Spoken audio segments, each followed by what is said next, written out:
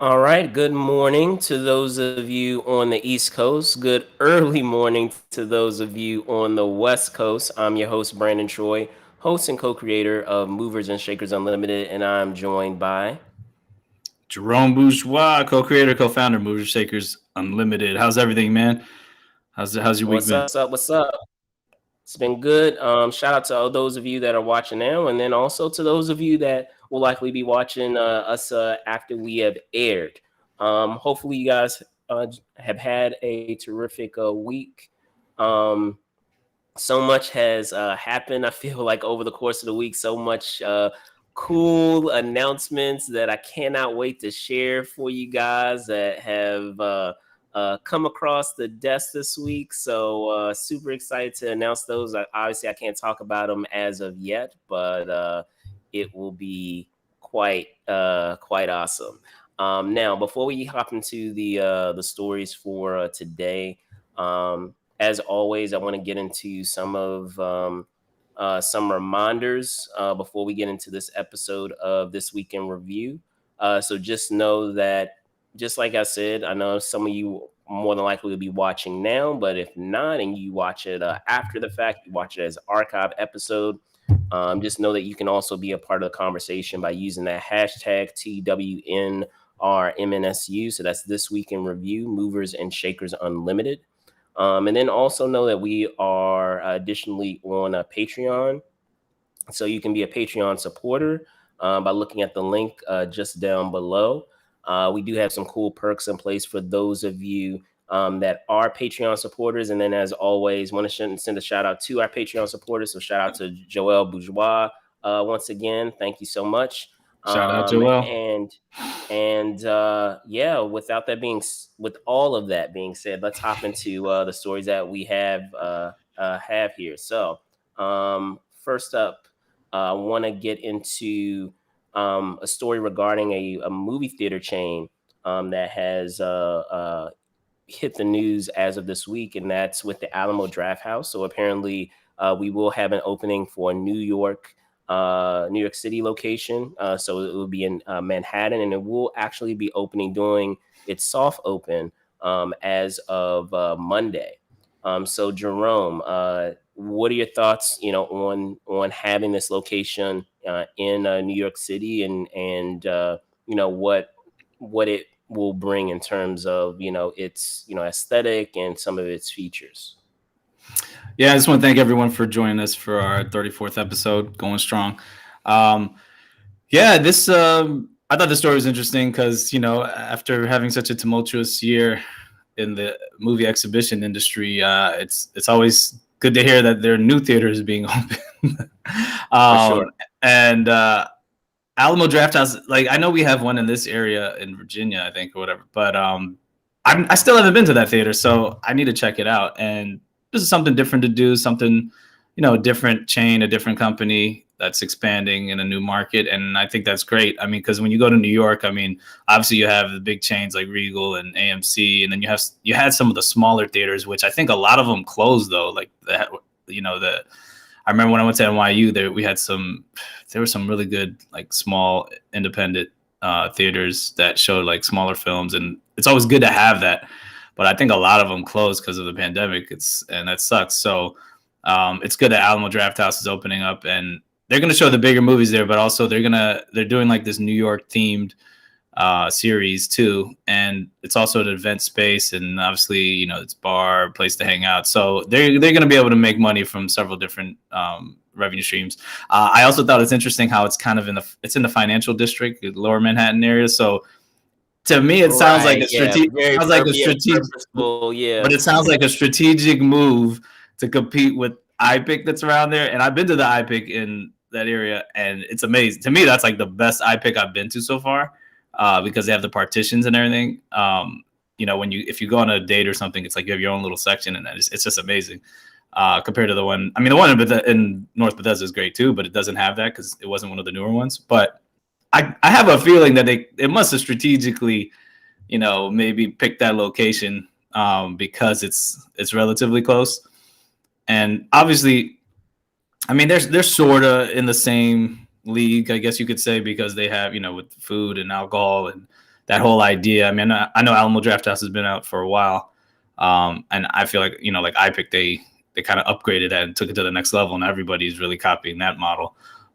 So it'd be interesting to check out. I mean, I'll be in New York, you know, next weekend, so I might just have to go see a flick there, you know, see what's playing. But I just think it's good. It's always good to hear that, you know, with a lot of these movie theater companies that have pretty much died or went out of business, you know, went bankrupt or just couldn't survive or had to downsize. It's good to hear that there are other theaters that are, you know, either buying up the competition or expanding or maybe they're finding deals now, obviously, because some of these commercial real estate locations are, these commercial spaces are a lot cheaper and they can take advantage. So that's always good to hear.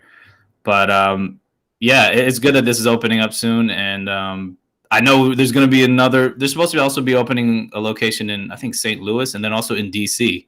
So there'll be another one here. So that they're expanding, they're trying to get into different markets, and I'll have to, you know, just check it out one day.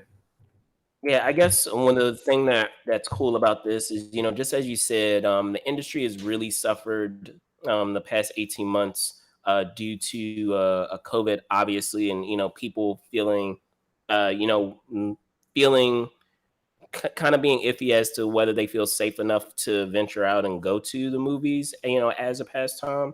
And you know, according to the story, so a hat tip to Variety for this story that we have. It, if you guys aren't aware of kind of the what has been happening, even specifically with Alamo Drafthouse, it's been a turbulent time for them too, because they were, you know, struggling financially, and they had filed for bankruptcy.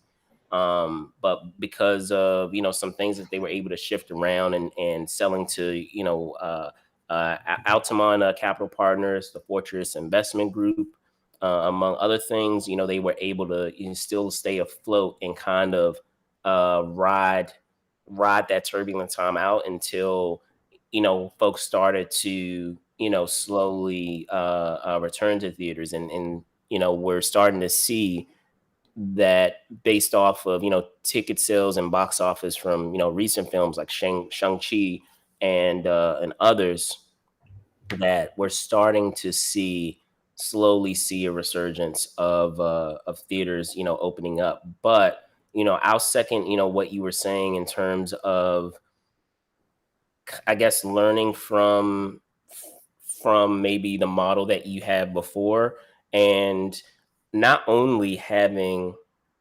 you know, strategically placing it in that financial, you know, district as you were mentioning, but also having other draws there other than just doing other than just showing films, because apparently they're also going to have they're going to be the home to the press room, which is apparently it's going to be a museum, a letterpress, a print show, a bar, and private event space. So that provides them with other options of how to utilize their space and to just still bring in revenue aside from, you know, the given of having film show there. And I mean, they talked about, yeah, this is going to be a place where people can, you know, enjoy a blockbuster film, but, you know, they can enjoy other films too that may not be blockbuster films also. So that's pretty cool. Do you have any other, you know, thoughts on it before we move on to the next story?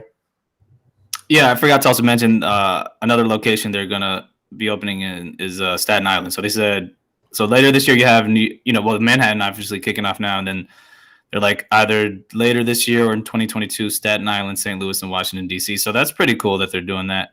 They're expanding into these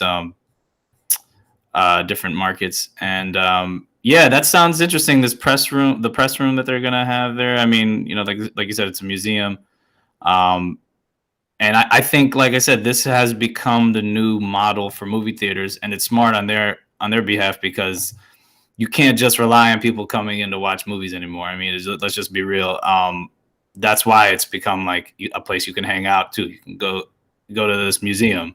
They have, I think they said they have craft beers. They have it's fully stocked with wines and spirits, including a tap wall of 48 draft beers, as well as the option to customize a bespoke cocktail. So like these companies have to do these really unique things for their customers and create these really interesting experiences, and just another place also to hang out and go out, because it's like, you can watch, anyone can watch a movie at home now. Now you have a lot more options.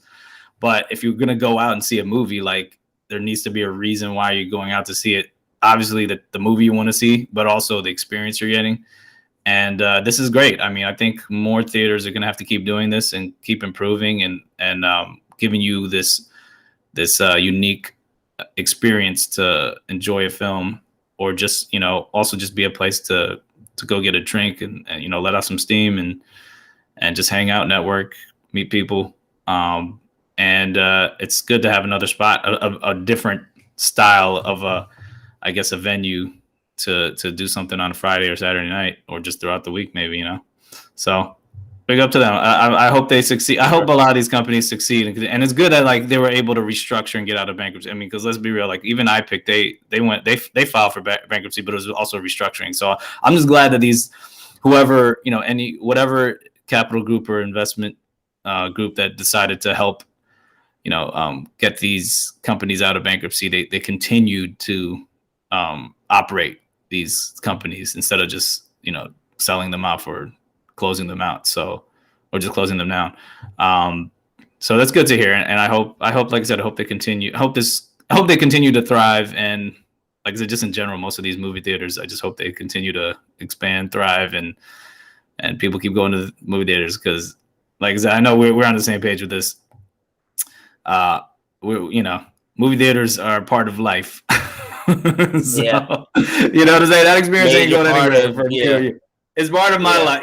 Like I would really be bummed if, like, sure. if it's just we're watching everything on HBO Max or whatever, and I'm like, yeah, some things, but not everything. So this is good to hear. So definitely. And switching gears to another story, dealing with the very industry that we know and love, and thinking of films, we have apparently another Forrest Gump coming on the way. Now, you're probably thinking, you mean a Forrest Gump sequel? No.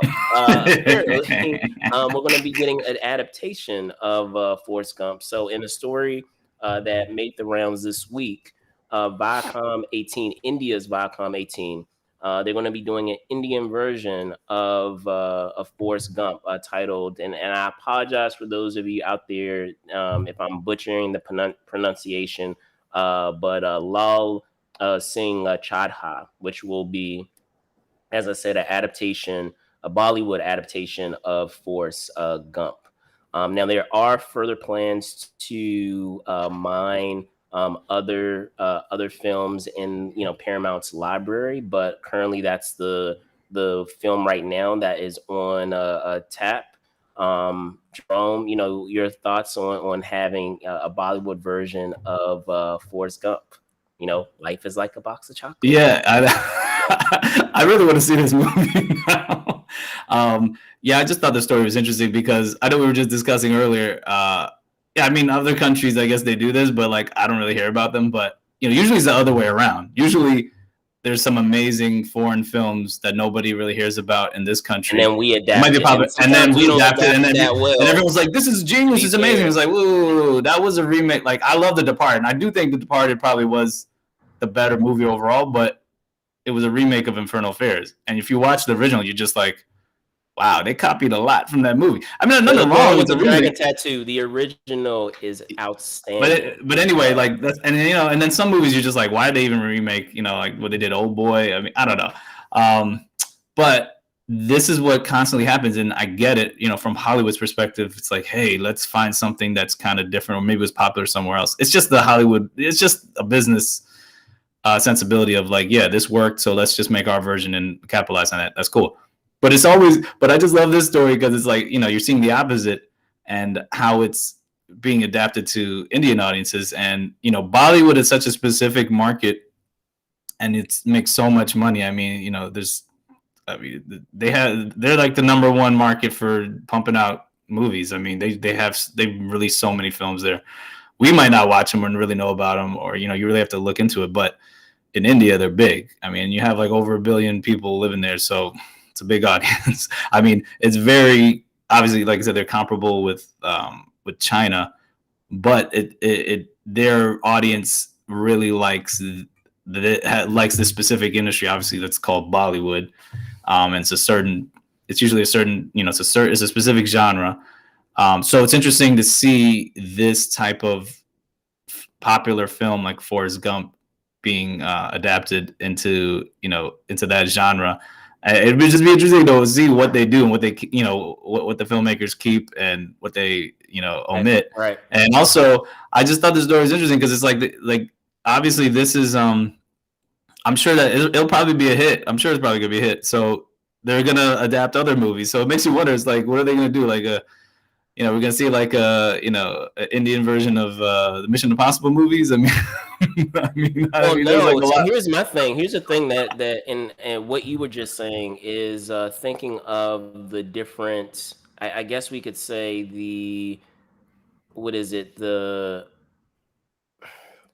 some of the elements from the film that are iconic. So with the original, you have so many eras.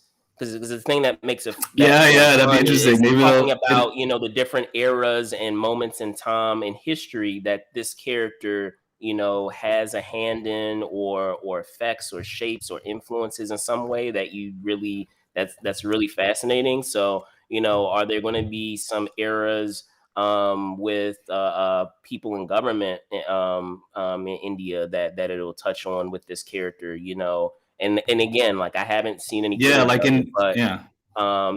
are they going to do with the character Bubba? Like, are they going to have a relative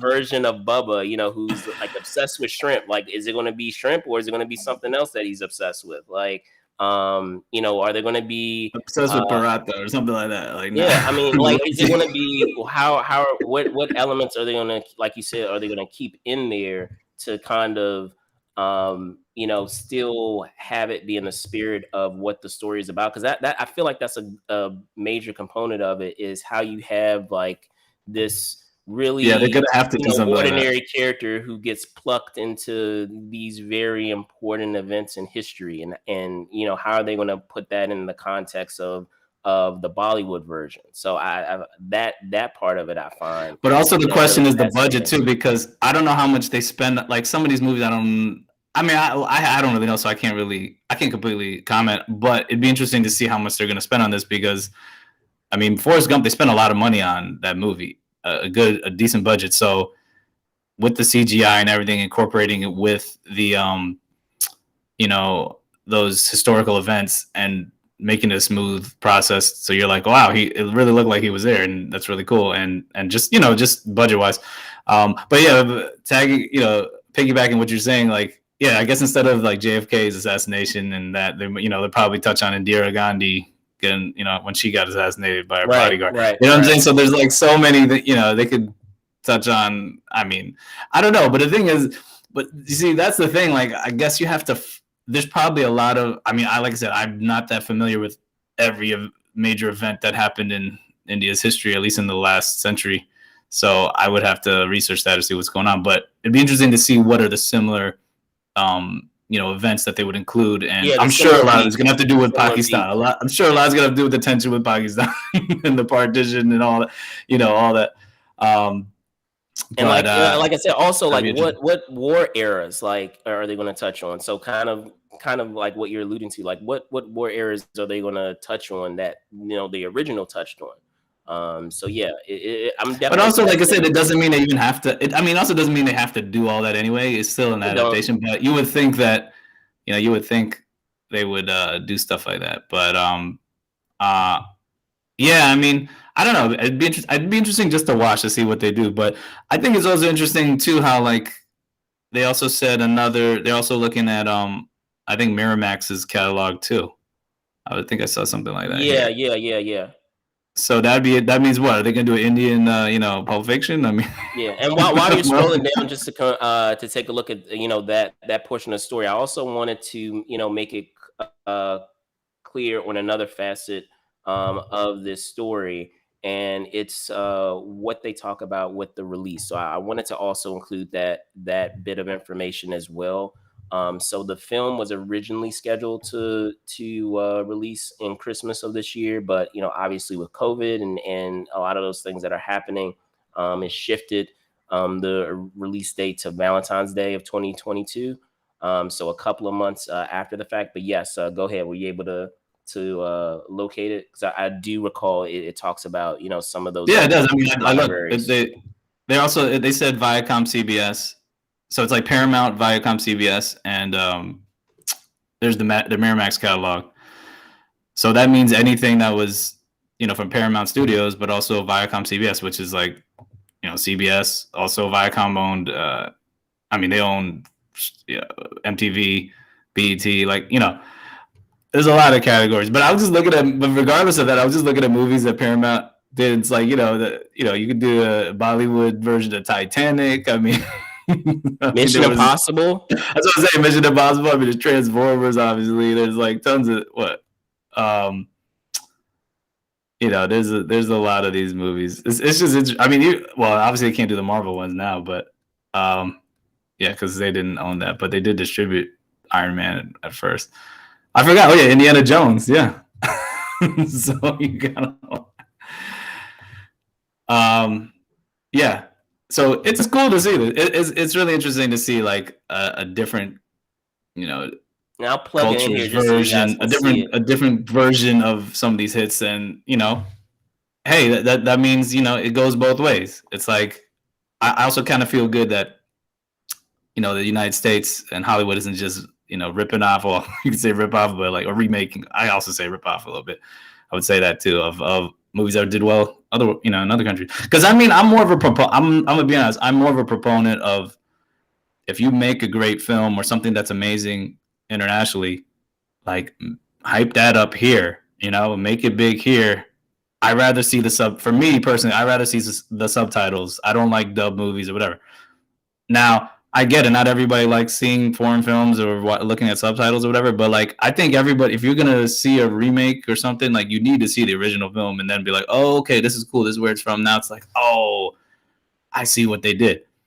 Now you can put your twist on it, of course, but I just feel like people are doing a disservice to themselves and to the filmmakers by just only watching the remake and then be like, oh yeah, that movie was so amazing. But it's like, yo, they completely jacked it from the original, and they may have put their twist on it, but it's I'd rather people hype up the original film, and if it was if it's an amazing film, it's great, as opposed to just remaking and just pushing that narrative of, oh, this is the amazing movie you guys should watch, and it's like do your homework.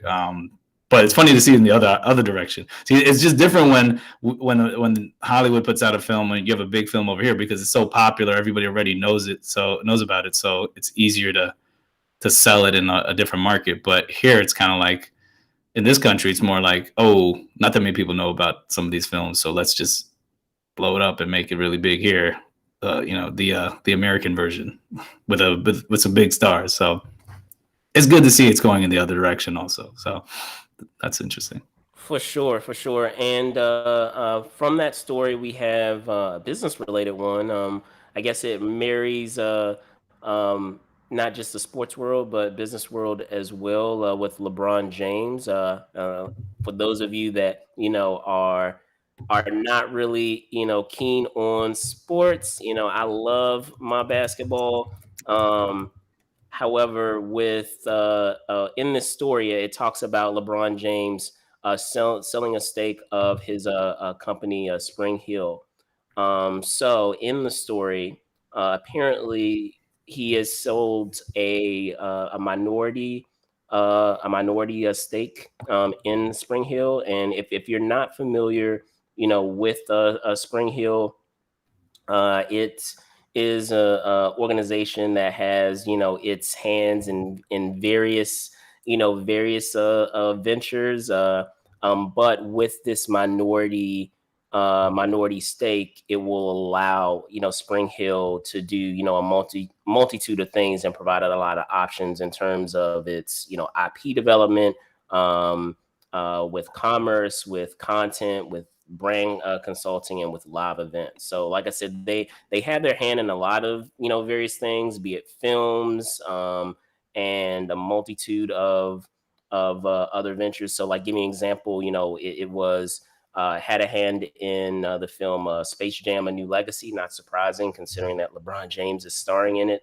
In the uninterrupted series, The Shop, and other things. So, Jerome, you know, you hear this news of this company and LeBron, you know, making that move of you know, selling a small piece of this company in order to, you know, get, you know, some great gains in terms of, you know, its portfolio and things that it's able to do. Yeah, I think it's great. I mean, I feel like he's on his way to probably surpassing Michael Jordan as like the wealthiest, you know, basketball player.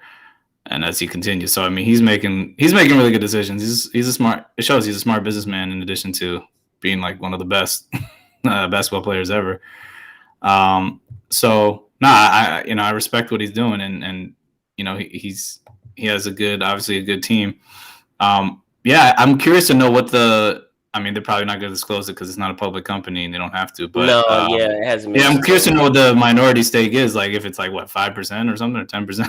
I mean, who knows? But that's a good amount. I mean, if your valuation is $725 million, I mean, that's pretty significant. I mean, I was looking up his net worth. Approximately, he was saying that he's worth around 850, or so it's probably a little bit more than that or whatever. But that's amazing.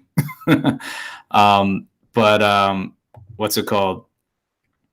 It's also smart that it's like, you know, it's not just film production or TV production. You know, like I said, like you were saying, also they're trying to, you know, expand it to, like I said, commerce, content, brand consulting, live events. I think that's smart.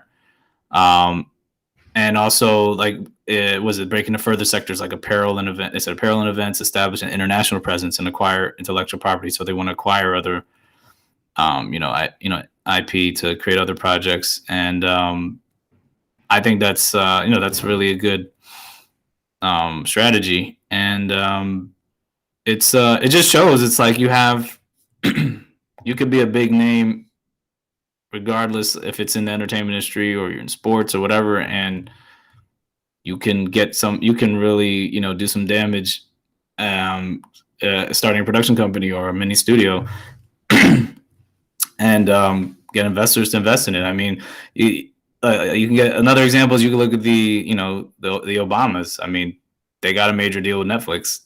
I mean, this is like, I just feel like this is like new territory where like this wasn't always the case. I'm not saying that they probably non-actors or filmmakers or writers wouldn't get deals like this, but it just seems interesting. Now you're seeing a lot more. I mean, even what's her name? Was it Prince Harry and Meghan Markle? They got a deal with Netflix. So it's great. It's great. It's just showing like if you have a really strong brand and people just know you, whatever, like some of these studios or investors who believe in what you're trying to do and within the content space, I mean, they're gonna align with you, and that brand is strong enough, even if you haven't like proven yourself as like a box office draw or as a filmmaker. It's like because you're such an A-lister in whatever you're doing, you're getting these offers and these opportunities, and I think that's a big, that's a big lesson for everybody. It's like, you know, you can make that transition if your brand is strong enough and people just want to do business with you. So big up to LeBron James. And I wouldn't be surprised if he eventually gets into music too, because I know he's a big hip hop head too. So yeah, for sure. And I guess the other part of this, the thing that is awesome about this is a lot of times you hear about a lot of companies that, you know, they make these type of moves later on, you know, in its existence. And this company was founded in 2020. So like, you know, you have this founded, you know, not even that long ago. And, you know, already within that time, you know, it's able to accomplish, you know, all of these things. So, you know, not just with what I mentioned before with the other content that, you know, it has a hand in, but also, you know, with being able to, you know, have enough to be large enough at this point and to be growing at such a pace at this point that you have the luxury of selling, a minority a portion of your company, and the doors that it opens by doing that minority share. A lot of times, what'll happen is that the opposite will happen, where in order to get access to those things, the company has to sell quite a bit more in order to have access to those things. And the fact that based off of what they're explaining, you will be gained by Springhill in this sale, is quite impressive. They're not really getting or doing themselves a disservice by having, or I should say LeBron is not really doing himself a disservice about selling more of his company. He's only selling a small portion of it. He still has a minority, or not minority, but a majority hold over, Springhill, and he's still able to kind of have his cake and eat it too, of having, those elements, that I touched on before, that will allow the company to expand without really suffering in terms of his control of it, which is awesome. I'll also say, like, I think he's smart too with just the type of stuff that he's producing at first. Like it's pretty simple. It's like just an extension of what he's already doing. Like if you watch The Shop, I think The Shop is great. It's a simple show. They're just him and his friends, athletes, artists, whatever. They're just talking, and it's good. It's like, it's something, you know what I'm saying? Like, and like I said, I'm sure he was like, they're probably testing the waters. They're just like, let's see what we can do first. And it's like, use your likeness and everything and get all your friends to come over.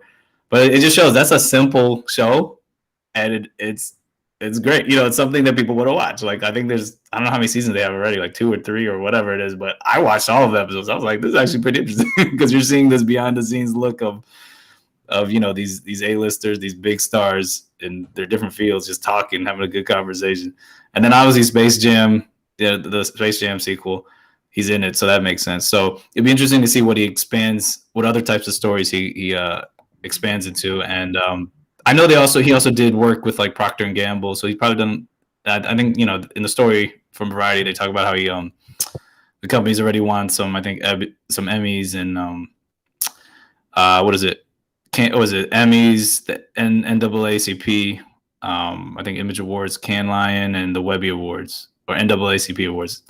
So that means, yeah, I'm sure that, if he's been working with Procter and Gamble and that sort of stuff, they're probably doing a lot of like, commercials or, media campaigns, stuff like that. So that's smart to do. I mean, you got to mix it up. It's kind of like, like Spike Lee makes a lot of movies. He makes his movies as much as he can, but he also has a ad company. I remember I had a friend who worked at Spike DDB. I don't know if it's still called that, but he shoots a lot of commercials too. So it's like, if you're not making movies, like, you got to have revenue coming from somewhere else. So that's what you got to do, mix it up. Doesn't mean everyone knows about what you're doing, but you gotta, you gotta keep that revenue stream coming in. So, that's what you got to do as a filmmaker, producer, director, or just, film executive, media mogul. And LeBron is definitely a mogul, a media mogul in the making. So, or you already, for sure, I would say arguably now, man. Yeah, but I'm just saying, like, the portfolio, because like when I say media mogul, I mean someone who like has a whole bunch of stuff already made. You know what I'm saying? Like, already. So he's gonna be there pretty soon. He has the capital and everything, but it just started. And I mean, another thing that I wanted to touch on too is just that idea before we switch over to the other story is, I remember, and I can't recall the year, but I want to say it was earlier in LeBron's career as in the NBA. And, one of the things that they had talked about was, okay, what's something that you have as a goal? Because obviously, you've accomplished one major one by, entering the NBA and succeeding, where many other, high school players haven't, of making that transition from high school to the NBA.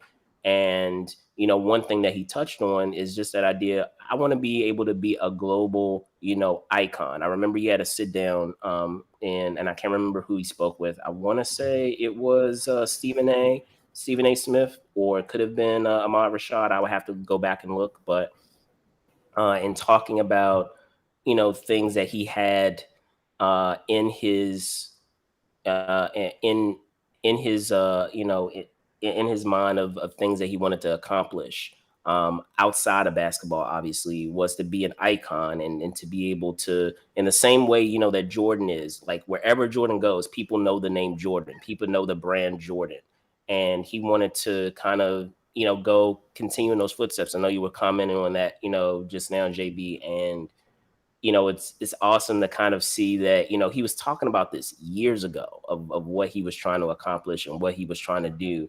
And now we're here years later of the fruits of his labor of things that he said that he wanted to do. Like, even once basketball is over, he's still going to be killing it in other things. So the overall is very much the perfect example of what we talk about here at Movers and Shakers Unlimited, and being able to venture into other things and to really not only establish yourself as a brand, but to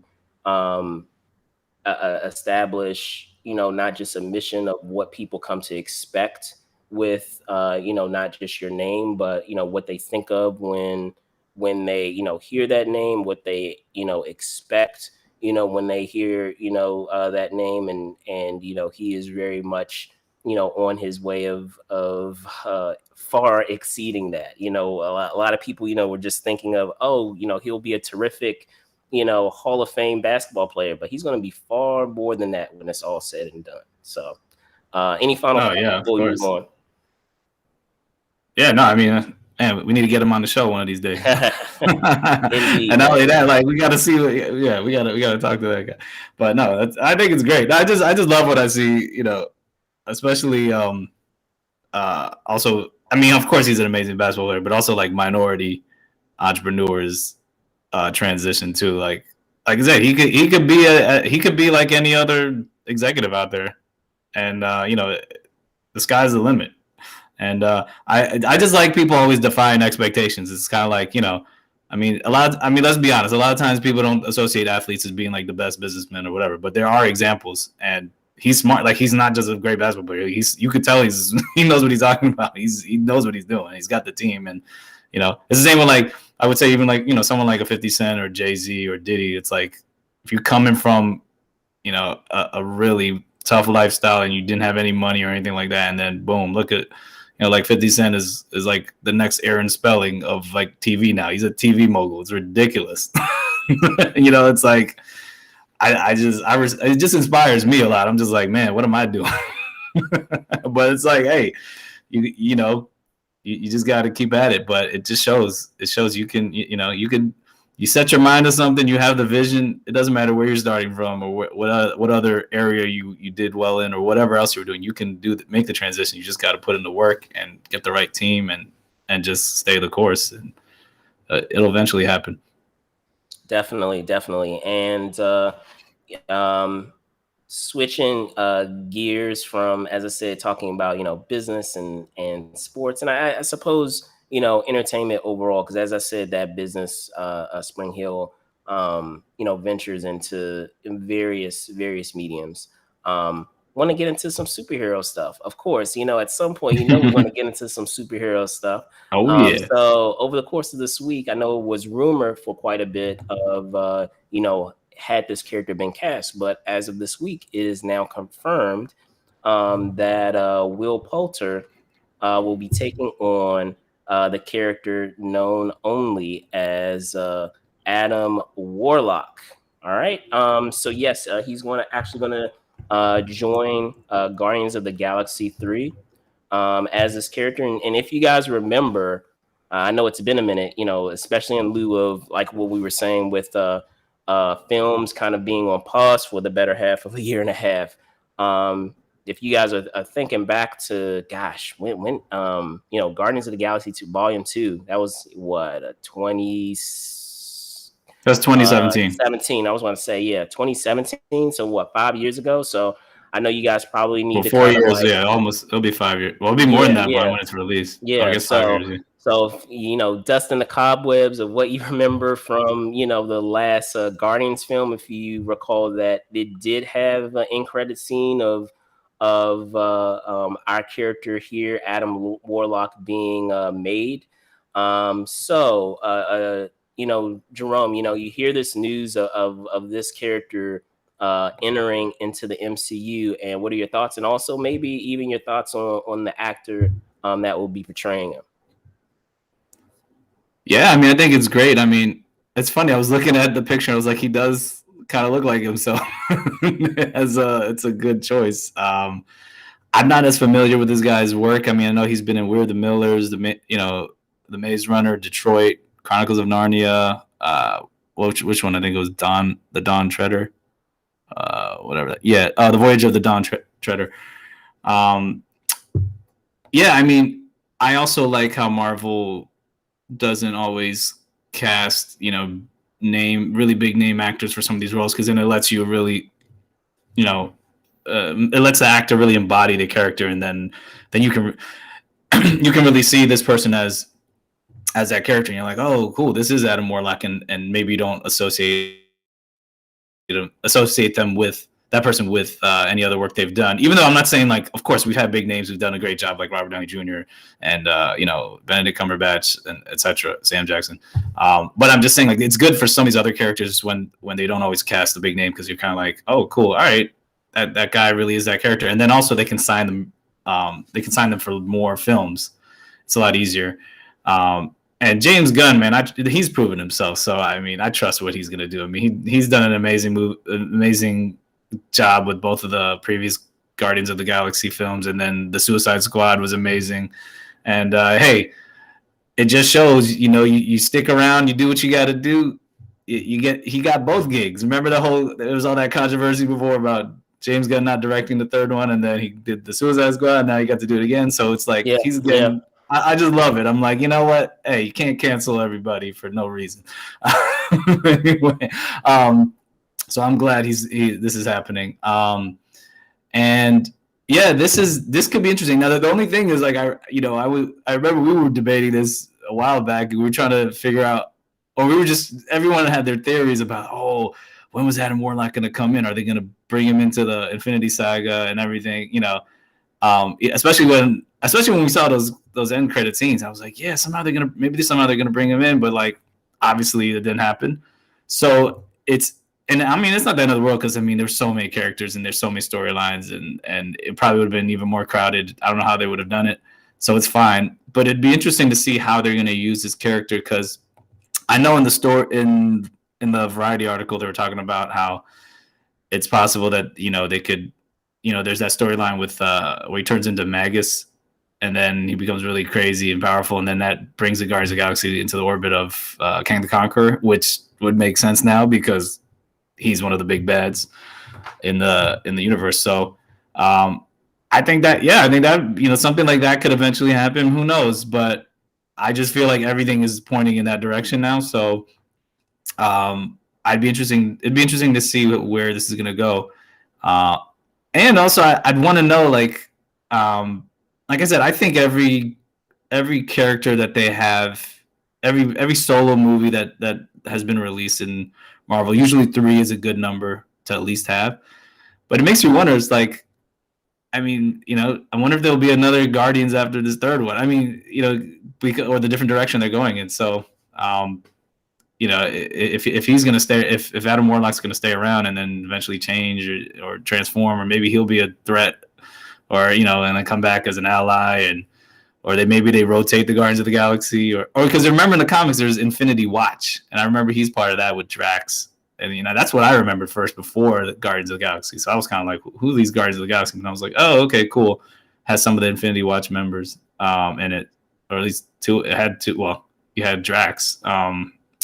So, yeah, it'd be interesting what direction they're going to go in. But I just feel like there's just so many more characters and stories they could delve into in these solo films, and it's endless with just the galaxy in general. There's so many different characters and worlds and possibilities. So this is definitely interesting news. Definitely. And I guess what I'll say first, I wanted to, go back to a comment that you were making earlier with James Gunn.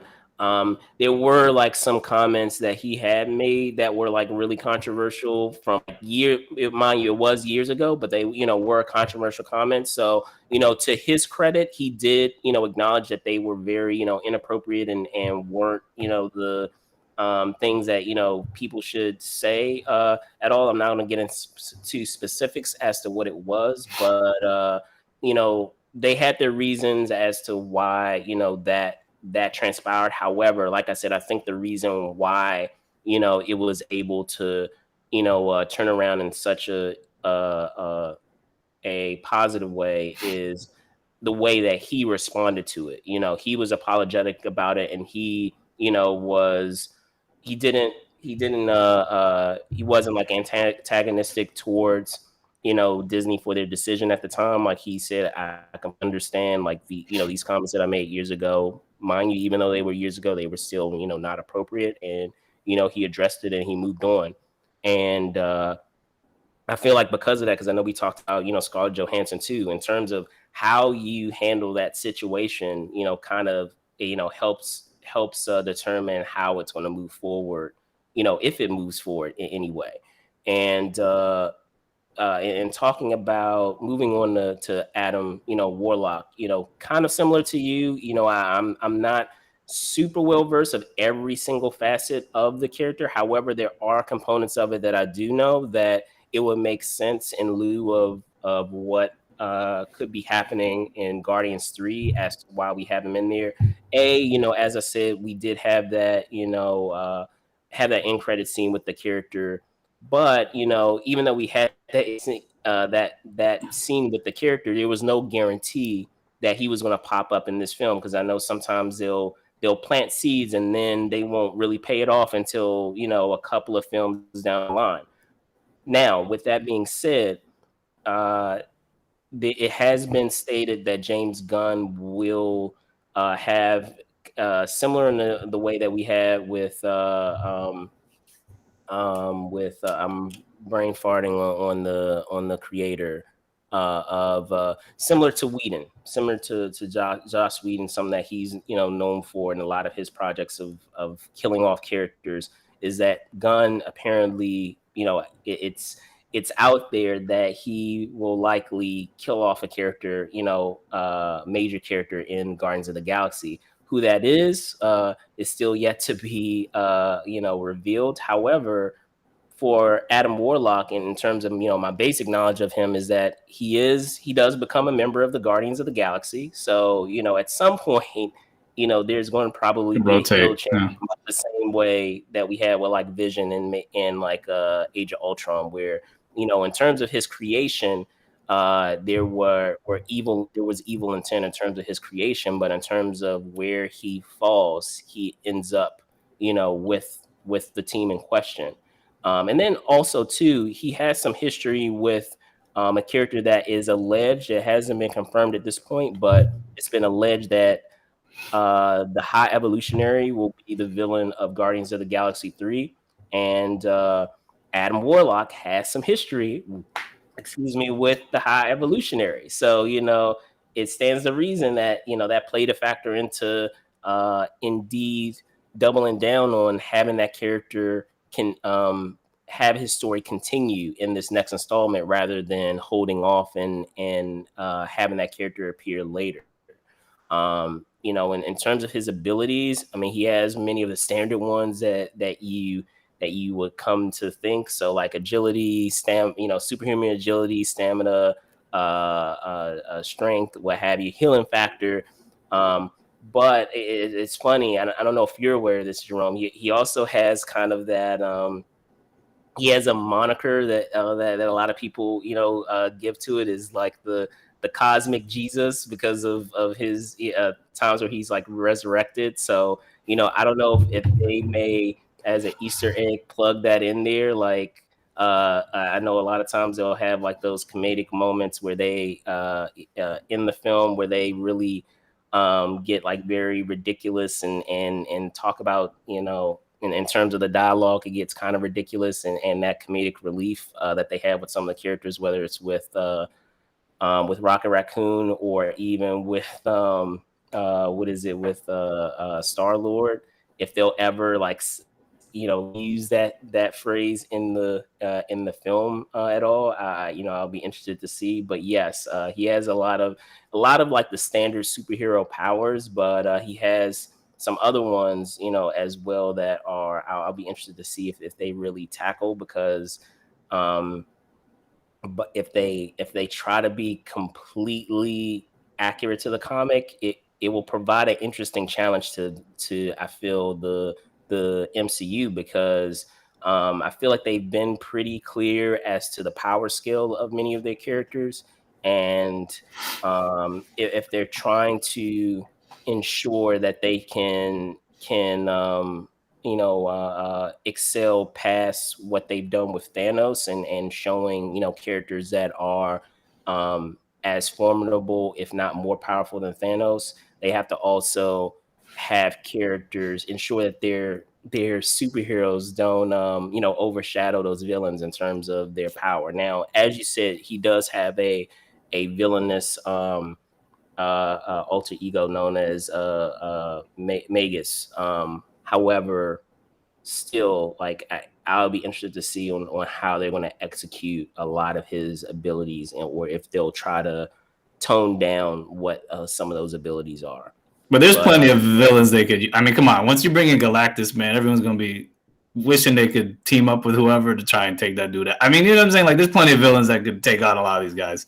So I'm not worried about that. But anyway, just a quick comment too. Like, yeah, I was just talking about. I just don't like the idea of people caving to pressure just because of some comments from back in the day. That's what I meant. I'm not saying if stuff was inappropriate. Like, I'm not debating that with James Gunn. I'm just saying, like, I just didn't like that. I just didn't like how he was getting screwed for, like, some, the people were trying to make him look like he was something that he wasn't for political reasons or whatever. And then I'm just saying, in the end, it just shows you could bump back. That's all I was saying. But I hear you. That's yeah. I'm not trying to like defend any statements he was saying back in the day, but I just think it's like, come on, people make mistakes when they're younger or whatever. It's like, you shouldn't be penalized, going forward, for whatever. But yeah, he handled that situation properly and in a good way, so that's why it also worked out in the end.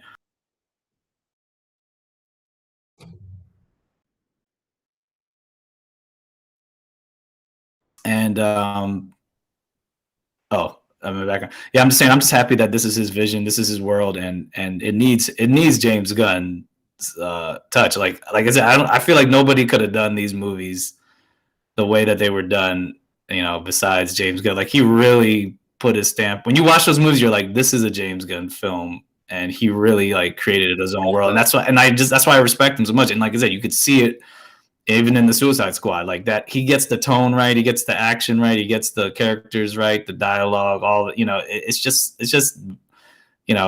it's a specific style and sound and look, and he's one of a kind. He's a very one of a kind, unique filmmaker who's proven himself time and time again. So it'd be interesting to see how this goes with how he incorporates Adam Warlock. And I feel like, yeah, like you were saying, like, and I mean, who knows what character they're going to kill off. I mean, I don't know. I feel like, I don't know, Zoe Saldana, she's doing really well being in all these sci-fi franchises. I don't know if it would be her, but you never know. But maybe, I don't know. Maybe I have my money on Drax, because but what's funny though, it's like, I feel like he kind of needs that role because that's still, I mean, he does other stuff, but like that's but he's actually been quoted as saying is that he's tired of doing. Maybe he's tired of playing. He's tired of playing that character. So like, he can still pop up later. Like that's what I'm saying. I just think it's better. Maybe for me personally, I think it would be better if maybe they rotated. Like maybe, and then I'm just saying, it's like, that's a great role for that dude to keep playing, and then he's doing other stuff. But it's like, I don't know. I wouldn't have a problem if he popped up now and then, but I could see why someone gets tired. Of course, getting tired of playing a role, but like, come on, man. That pretty much put Dave Bautista on the map. That character put him on the map. He also was very self-deprecating about himself too, and he was like listen, man, like I don't look the way that I did like 10, 15 years ago. And like, my skin is starting to like get like really like flabby and stuff like that as I, get older. I don't think I can do that role anymore. And here's the thing, like Gunn, to his credit also, he has, replied back and said, listen, man, like if we ever have Drax, I can't recast Drax. You're Drax. So if we get rid of Drax, like that's it. I'm not. Yeah, we're not bringing him back as somebody else. So like he's loyal, to his cast. And exactly. Yeah, that's why you got to respect someone like that. I mean, But Bautista, I will say, Bautista himself said it probably be him. Like he would do it. So it might be him. But I just like this idea, and like this is why Marvel is so smart. Like obviously, and then in terms of I was gonna say in terms of character arcs too, like there really isn't, if we think about it, isn't really much else he could do, because I mean a major part of his was killing Thanos, was killing Thanos, and he's gone. So like he doesn't. Yeah, but come on, I mean, there's other you can what Thor was trying to be a better person, but then they gave him something else. He lost so many people. I'm just saying, like, there's ways you can. You can be like, okay, with Captain America, he wanted to dance again with his love and live his life. Okay, we finally found that out. But I mean, he's such a good. I'm just saying, he was such a good person that it's like he kept going on. But you have to find other things for Captain America to do. And here's the thing too: they may not have to kill him. Like what they could do, they could say that maybe his. Well, no. I'm saying, like, a big part of his character was, losing his family. Maybe one of them, a member of his family, or maybe it's another surrogate family, or maybe, one of the members of his family isn't in fact dead, and he has to, decides to leave with them and live the remainder of his days with them and not be a part of the Guardians anymore, because he doesn't have really a reason to be a part of it. I'd rather they do stuff like that unless it's like really integral to the storyline of killing someone. That's my thing. And that's my issue with, I mean, well, I won't say the movie, but there was a recent movie where a character was killed off, and I was like, you don't need to do that already. I was like, this is ridiculous. Like, come on, man. Even if you're going to there should be a franchise. And I'm like, why are you killing off this character when you could add them? And I'm not going to mention it, but you know what I'm talking about. But I'm like, why are you doing that? And the same with some just villains in general in some of these movies. You're just like, these are main villains that can pop up later on. Like, you don't need to kill them just because if you think it works in this movie. To me, I think that's the filmmakers not knowing their material. And something I was going to say. But hey, hold on. But I was saying another thing with I was just saying it's a smart idea that Marvel is just like Marvel is doing with the Avengers, and obviously they've rotated them. With Guardians of the Galaxy, you can do that. And I don't know with the Eternals when that comes out. Maybe eventually, anytime you have these team members, that's the way to sustain, a franchise and your solo films, by being able to rotate. I feel like and gives it a fresh perspective, fresh appearance, and a different way. It keeps it fresh. It keeps it interesting for audiences too. So you're not just like, oh, we got the same characters over and over again. We have different storylines, and that's I think that's a good strategy.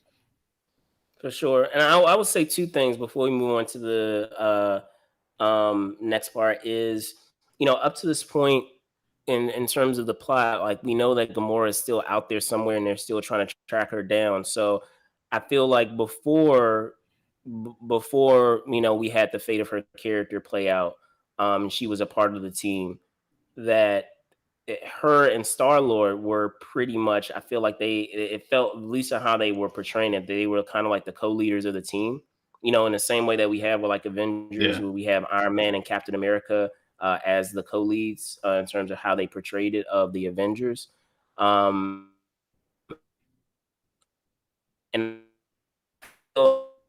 that spot now, that we have Guardians. I mean, you have Thor that's already been part of them for long. He's going to, venture off in his own adventures very soon. So, who's going to be able to fill that void of having, someone that Star-Lord can kind of play off of as kind of like the co-leader of the team. So, what better person I feel to do that than, Adam Warlock. He could be Adam Warlock and Star-Lord as the leaders of the Guardians. Or if they break it off and call it Infinity, because in the comics, remember, it was Infinity Watch, but I guess because they were protecting the stone. So I don't know.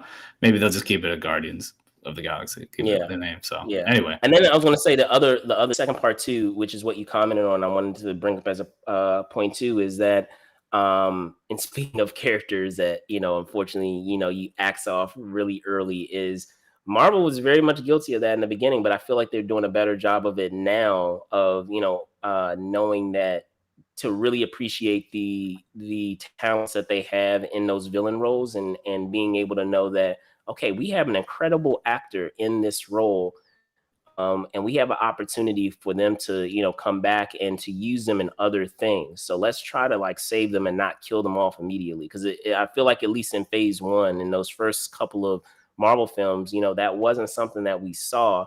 And that was one of the things. We didn't kill all of them off. It was more like, but they were smaller characters. They weren't like, none of like the big villains they didn't kill off. I mean, Red Skull was still alive. I knew he was still alive at the end of that movie. It looked like he died, but everyone else though, like they were smaller, lesser. Like for that, I don't care. I'm just talking about like villains who are like are major.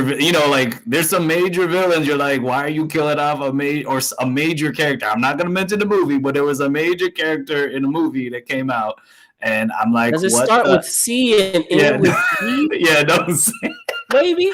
I was like, this is a major character that people want to see in more movies. Why are you killing this person off? That's all I'm saying. And it's like, but like, I will argue though, he did eat it. Eat that that version, and you could always say, oh, it's a part of me, and that it could always like research. Yeah, okay, but it's just I know the way they executed it. I got you.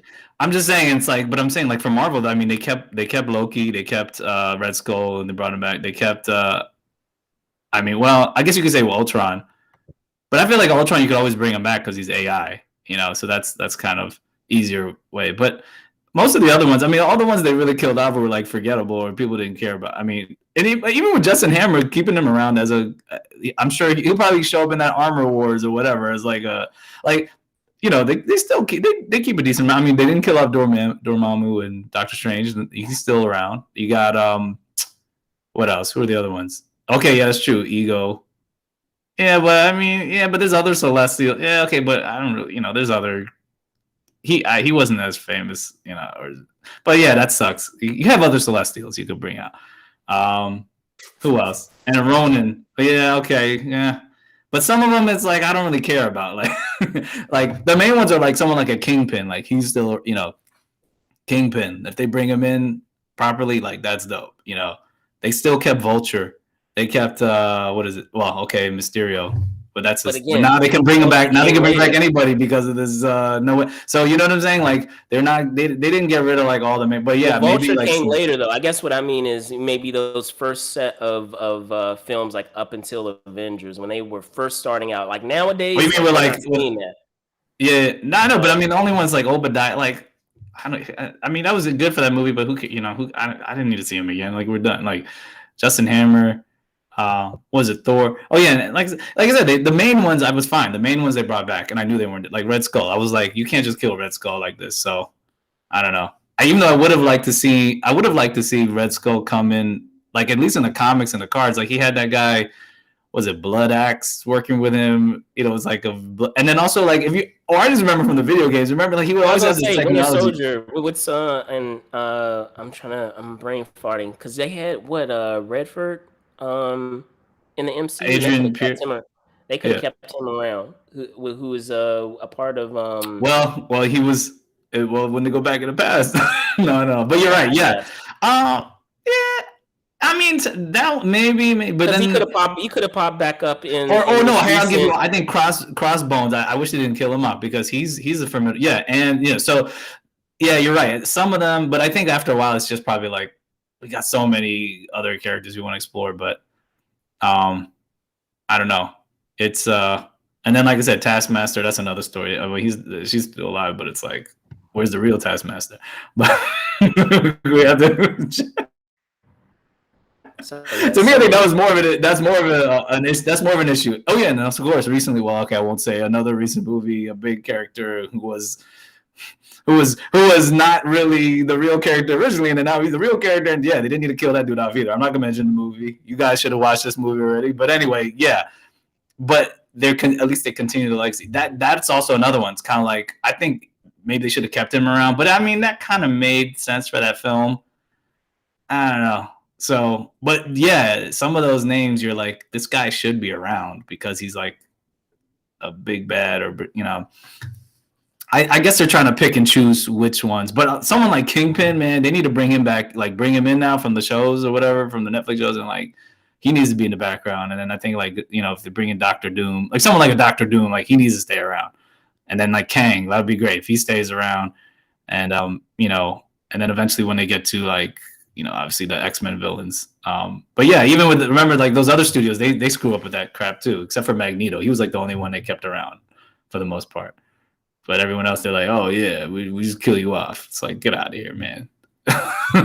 So I mean, there's so much more to do with some of these characters. But For sure. Yeah. Anyway, I know we've been talking about this a lot, but yeah, last story, talk about DC fandom coming up. Yeah, switching gears, guys, from the house of Marvel to the house of DC. Just as Jerome was saying, we actually have we have DC fandom happening today. So if you guys aren't familiar with that with this event, for all intents and purposes, I always like to call it just like a virtual con, if you will, where we get some looks and teases of upcoming DC related IP, whether it's in television and film. And actually, they also make announcements with games and even with comics as well. So to their credit, which is why I always say a virtual con, because they pretty much run the gamut of all the forms of media that you can find DC properties in. So let me pull it up here.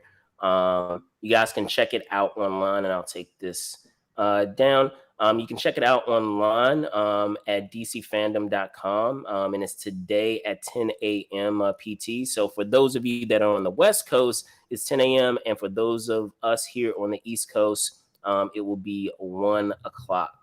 So you guys have a little time before it commences. But we will be doing, or I should say, I will be doing a live stream, of this event. And additionally, I do have some surprises in store. Perhaps some folks that are involved with DC fandom that I will be having a conversation with. So be on the lookout for that. That's going to be a live interview that will be happening not just on Facebook, but also on here on our YouTube channel. It will be a simultaneous stream with that interview. But otherwise, in terms of the stream itself, I will be doing it here on our YouTube channel. So, I will be starting the live stream in kind right there at the start of the show. So right there at 10 o'clock for those of you on the West Coast, 1 o'clock here. And then at, at 2 o'clock my time, 11 o'clock your time, I will have a special guest on who has had a hand in shaping this show. Should be fun. And then afterwards, we'll continue onwards with the live stream of the show. And by all means, come on by, share your thoughts of some things that you guys are excited about, that you guys are looking forward to. And I'll do the same, because there's some things that are coming up, maybe not necessarily with TV right currently, but definitely with the film slate that's quite exciting and quite fun to know that it's on the way, because we have quite a few awesome films that are on the way. But yeah, I'm looking forward to the Batman trailer. I mean, there's a sneak peek for The Flash, Black Adam. I was reading also what is it? The Shazam sequel. And they said Aquaman, and I guess the Aquaman sequel. Yeah, Aquaman and the Lost Kingdom, Shazam, Fear of the Gods, Black Adam. The main things I'm looking for are like the Flash and the Batman trailer. But what is it called? And then they said like first look at the John Cena series, Peacemaker. Yeah. So I would think they would have something maybe on the Gotham PD series. I would think they would have something on Batgirl too, maybe, but I don't know. But no, the Flash. I'm really excited about the Flash, the Batman, and those are the ones I'm most excited about. I hope they also figure out when they get to another Justice League too. I mean, they're gonna have to figure that out. Because I'm like, definitely. I'm like, if you're gonna do, I mean, good. They're trying to do it slowly now, but I mean, they need to like get on that. I mean, I don't know what's going on, but I guess they're trying to if see they what want to happens get with on these that, films. I mean, we also have to see like there's so many other parts of that too. Because I mean, is Henry Cavill Superman or is he not Superman? Like, I mean, there's some members of that team that we don't even have nailed down yet, which is crazy to think about. With all the other projects that are going on out there. So. And I Yeah, mean, yeah, I know. And it's like, if which they don't one are nail we him looking down at? soon, he's going to move on to other stuff. I mean, he already has The Witcher, and there have been rumors out there that he's being courted by Marvel to do For something. Marvel, yeah. So like, y'all better not wait too long. Y'all better lock him down with another contract before he gets snatched away by somebody else. So yeah, I know. It should be exciting, but I think the Flash that looks like it's really. I mean, hopefully that looks like it's all great. I mean, Ben Affleck said it was a good shoot, and I'm sure Michael, bringing Michael Keaton back. I think that'd be hilarious if they even had like Christian Bale in there, but I doubt. You never know. Why not bring all the Batmans back? Like, oh, this is another version. Oh, snap! But yeah. That's a good. What would be really cool, but I hope they really make an announcement soon for Batman Beyond. I think that would be really amazing if they did that, and maybe they transition. What if they transition this and be like, yeah, now you're the older Batman. Michael Keaton can play, the older Batman, and then I don't know who they would get in there to play the younger version, but that would be. I thought that was always a really interesting story because they never really got it. They never really got into that in the live action stuff, and just from watching the cartoon, I remember I thought it was funny with like, you see the effects, the aftermath of what happens to some of these villains later, like Bane, he's like in the hospital because all the venom killed him pretty much. Right, made him right, crippled. yeah. I'm like, that to me, that is really cool. Like that is interesting. And like, you never really think of like, how long is Batman really going to be Batman? He's eventually going to be some old dude who can't do, he's not going to be able to fight, even though he can still kick butt, whatever, at an older age. But he's gonna have to pass the torch, pass the baton. So yeah. I hope they get that going eventually. But they're gonna give us some. Let's see what they're giving us next year. Nah, for sure. So that will wrap up this episode of This Week in Review. Again, guys, I want to thank you so much for watching. As I said, whether you're watching it live now or if you watch it later. Again, I also want to thank you guys for those of you that have been subscribing.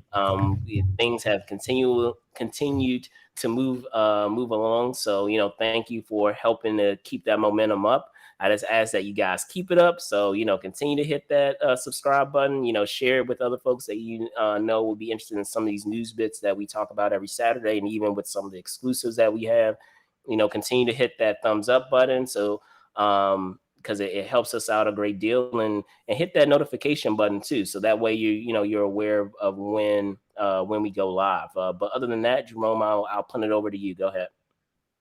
Yeah, definitely. Thanks for tuning in. And, if you want to follow, like, share everything that we're doing, and, you could check me out on Twitter and Instagram at JWBourgeois21.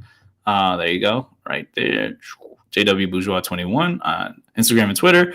Also, you can find us on Movers Shakers Unlimited on Instagram, and Move and Shake UNLTD on Facebook and Twitter. And also, if you want to support us on Patreon, you can go to patreon.com/Movers Shakers Unlimited. Like I said, share, like, follow, subscribe. We're definitely trying to, hit certain goals. And there's also, a lot of great stuff that we're going to bring to you guys, different locations, different events. And we always appreciate the support. And, I'll pass it back to you because I know we're going to get this fandom thing going soon. And, there's a lot to share, a lot to stream, and a lot more to see. So definitely thanks for the support, and I'll punt it back to you. For sure, man, for sure. So yes, once again, I'm your host, Brandon Choi, host and co-creator of Movers and Shakers Unlimited. You can find me right down below at Brandon Choi ENT on Twitter and Brandon Choi _ENT on Instagram.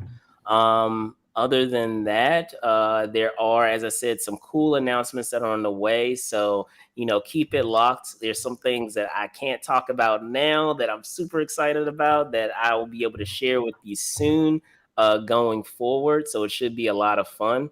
But at least in the time being, we will, as I said, have a live stream happening in about a couple of hours. So be on the lookout for that. And we, as I said, we will have a special guest on in between that time, so that should be fun as well. Other than that, thank you guys so much for watching. Be safe out there, and I'll see you soon. Peace. All right, peace out.